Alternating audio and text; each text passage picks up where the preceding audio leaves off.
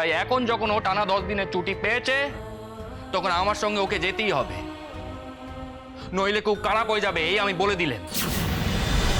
ওর তো সামর্থ্যও তো কুলায়নি যে লাজুকে নিয়ে আলাদা করে একটা সংসার করা। লাজু তো চেয়েছে, বারবার চেয়েছে, এটাও বলেছে যদি ওকে ওই বাড়িতে মেনে না নেয় তাহলে তুমি বেরিয়ে এসে আলাদা করে সংসার করো। সেটা তো তুমি করতে পারো না। তখন তো তোমার মনে হয়নি যে তোমার লাজুকে নিয়ে সংসার করাটা দরকার? তোমার আজকের এই তাগিদটা সেই দিন কেন দেখা যায়নি?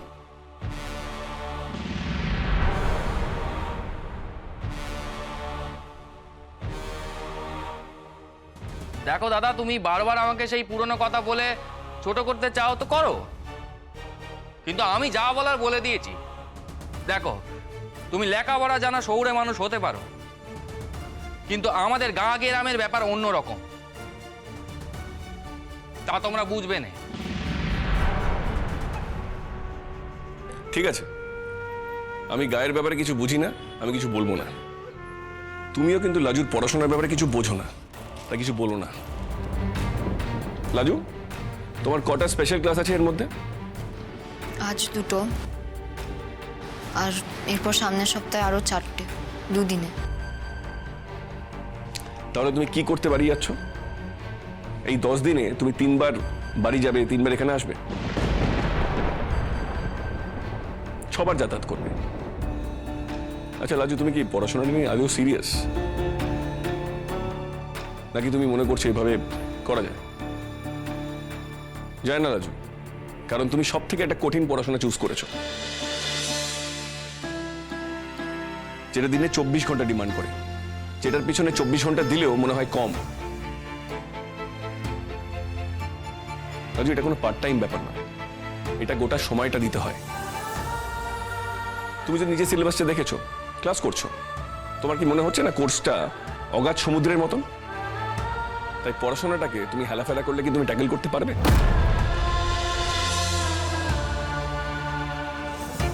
থাক না কৃষ্ণ, ওদের যাওয়া না যাওয়া নিয়ে তুই কোনো কথা বলিস না। ওদের দুজনের ব্যাপার, ওদেরকে মেটাতে দে। আচ্ছা মা, এটা দুজনের ব্যাপার হলো কি করে? এটা শুধু লাজুর ব্যাপার, শুধু লাজুর ব্যাপার, ওর পড়াশোনার ব্যাপার।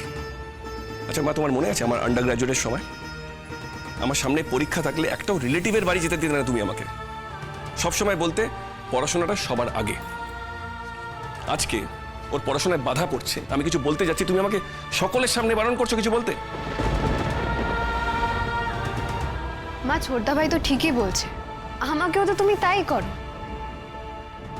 আর লাজু যদি রোজ রোজ এভাবে যাতায়াত করে, ওর সময় এনার্জি দুটোই নষ্ট হবে।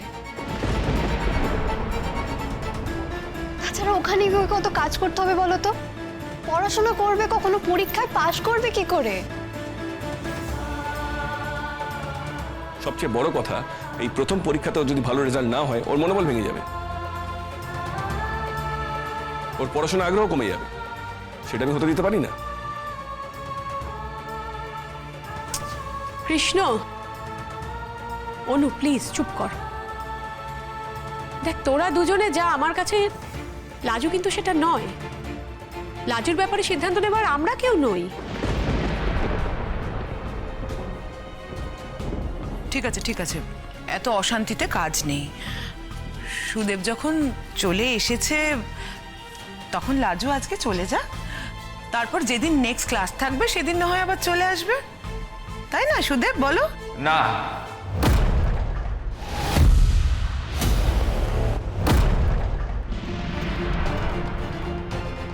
আমি তো বলে দিচ্ছি, এই 10টা দিন লাজুর আর ফেরা হবে না।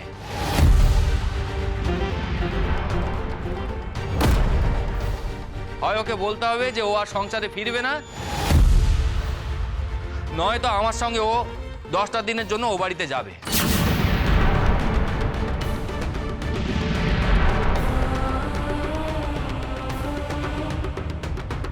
এ কি ধরনের কথা বলছো তুমি? আর ফিরতে হবে না মানে?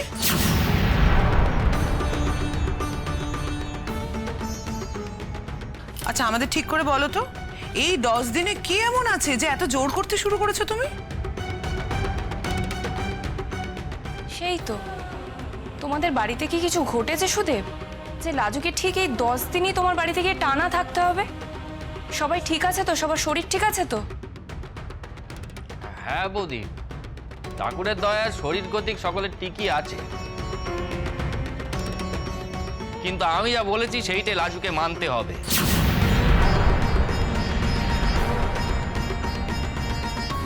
ওকে ঠিক করতে হবে যে ও এখানে বরাবরের মতো থাকবে, নাকি আমার কথা রেখে 10টা দিনের জন্য ওকে নিয়ে কাটাবে।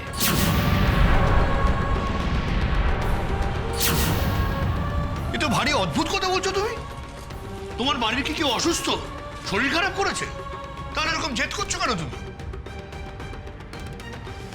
জেঠু, এটাকে জেদ বলো নে।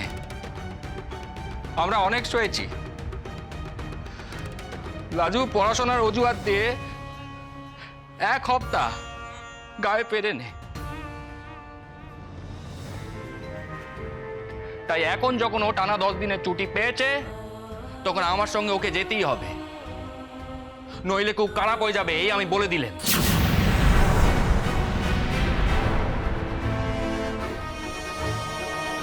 খারাপ হবে মানে? কি খারাপ হবে শুনি? মানে ওকে আর গায়ে ফিরতে হবে না।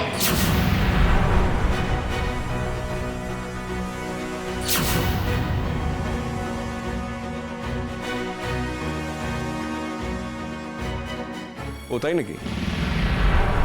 10 দিন ওখানে না থাকলে লাজুকে যেতেই হবে না? বেশ, তাই ভালো। ওখানে যাওয়ার দরকার নেই, লাজু যাবে না। তোমার যা করা তুমি করে নাও, যাও।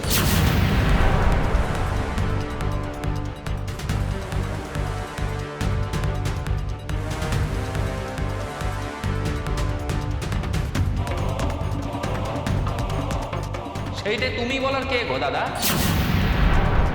আমার বউ আমার সঙ্গে গড় করবে কি করবে না সেইটা তুমি বলার কে?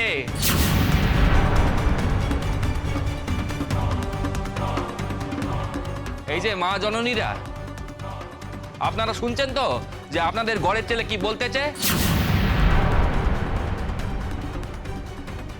ও কাকা জ্যাঠা, আপনারা শুনছেন তো কি বলছে আপনাদের ছেলে?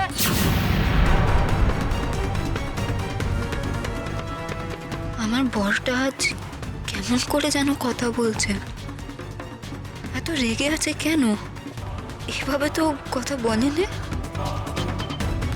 কেউ কি ওকে শিখিয়ে পাঠালো? কে? আমার শাশুড়ি ঠাকুরুন নাকি অন্য কেউ?